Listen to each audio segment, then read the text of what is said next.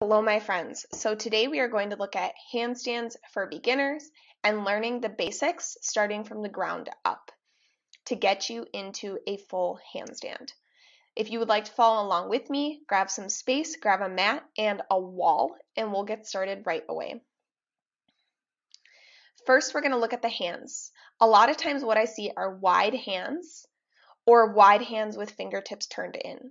What we want to do is pull the hands in, shoulder distance apart, spread the fingertips wide, and then press the ground away to protract your shoulders or puff them up. I'll show you on the ground here. Hands, shoulder distance apart, fingertips spread nice and wide, gripping the ground. Okay, so a slight bend to those knuckles. Press the ground firmly away. You want to feel this mostly in the ball of the hand, so right at that base and then a little bit right below the fingers. Gripping the ground with those fingertips, press the ground firmly away. What we don't want to do is not engage our arms and let the elbows bow out. We want to turn the inner elbows forward, push the ground away, and puff your shoulder blades up so that those arms can stay nice and straight for your handstands.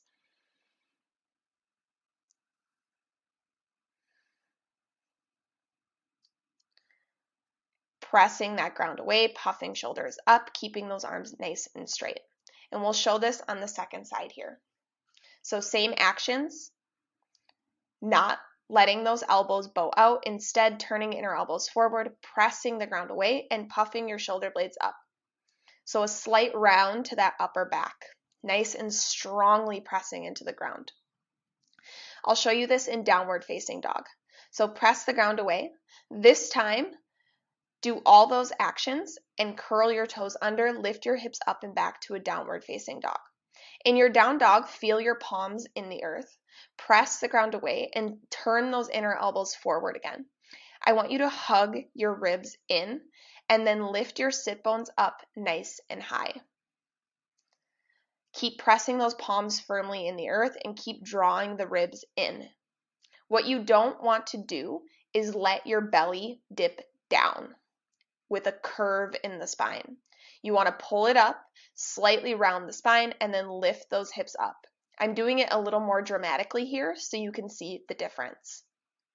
Keep pressing the ground away and lift those sit bones up, pulling your ribs in. So making it a sturdy downward facing dog. Next, we're going to look at handstands on the wall. So you want to sit your butt right up against the wall and draw an imaginary line at your heels. I'm using a dog bone here to mark my spot. Put your hands or your palms right about where you marked that line. Do those same actions. Press the ground away, turn your inner elbows forward, and puff your shoulder blades up before you do anything else, okay? Hug your ribs in, and then take one foot, press it against the wall, and push into the ball of the foot to lift yourself up into a nice L stand. Feel your feet pressing into the wall, and what I want you to do is not let your back dip, okay? So don't let your belly fall towards the wall. Pull those ribs in and press the ground away using all those same actions that we did earlier. So you can see the difference between me not engaging my core, not engaging my legs, and me engaging my core, engaging my legs, and lifting my sit bones up. Next, we're going to look at that same action, but with legs lifted up. So again, let's pull those ribs in, turn the inner elbows forward, and gaze in between your thumbs. Lift one leg up and stretch your toes upward. You can also reach with the heel, but I like to spread the toes and reach firmly with the toes straight up. Keep hugging those ribs in and just keep your other foot on the wall for now.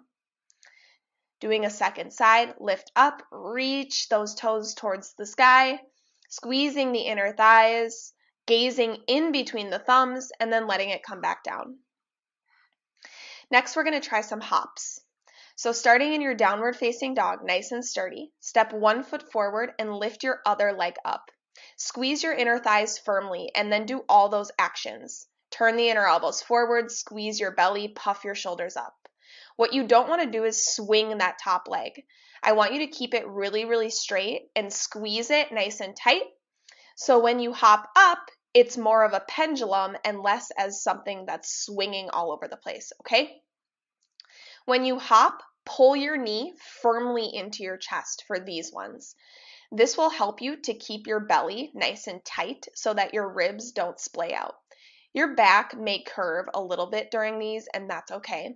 We'll work our way to a straighter handstand eventually. But I want you to practice drawing that knee in, squeezing your ribs, and reaching those toes up towards the sky. Let's try another type of hop. This time, shorten your down dog just slightly. Squeeze the inner thighs, use all those actions that we learned earlier, and take a tiny hop up. Pull your knees in really firmly into your chest or your stomach area. Keep squeezing those inner thighs and then let your toes come up. You want to keep the inner thighs squeezing firmly while you're pressing into the earth. The last thing you need for handstand is mobility. You need wrist mobility so that your wrists don't hurt. You need shoulder mobility so that you can get into those straighter handstands and make it easier on yourself to get up into a handstand in general. Shoulder mobility is one of the most important ones. So really practice stretching out your shoulders, stretching out your arms, and making sure they're nice and loose before starting your handstands. Another thing you need for handstands is hamstring mobility. Make sure you're practicing your forward folds, loosening up those hamstrings for your handstands. And you can also practice things like pyramid pose or half splits. To loosen up your hamstrings, there are a number of different stretches that you can do. I'm just demonstrating a couple ones here that I like to use. The last thing you need is strength.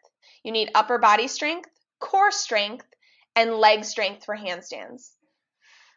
Make sure you are doing your regular exercises. Last on the list is practicing being on your hands. You can do things like crow pose, pressing the ground away and squeezing that core, getting used to being on your hands. You can also practice headstands. Make sure in headstands that your head or the crown of your head is on the ground and not your forehead, which is a very common mistake that can lead to injuries in your neck.